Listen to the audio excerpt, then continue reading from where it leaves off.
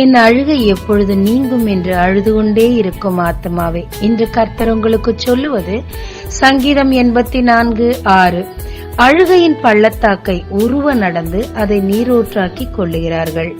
மழையும் குளங்களை நிரப்பும். பிள்ளை இல்லை என்று தேவ சமூகத்தில் அழுதாள் அன்னாள். ஆனால் அதற்கு பிறகு அவள் துக்கமுகமாய் இருக்கவில்லை.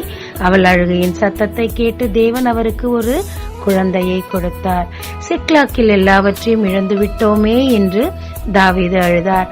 அவர் கர்த்தருக்குள் தன்னை திடப்படுத்திக் கொண்ட போது சகலவற்றையும் திரும்ப பெற்றுக் கொண்டார். வறட்சியின் மிகுதியினாலும் அநேகருடைய துரோகங்களாலும் நினைத்து நினைத்து அழுதுகிட்டே இருக்கீங்களா?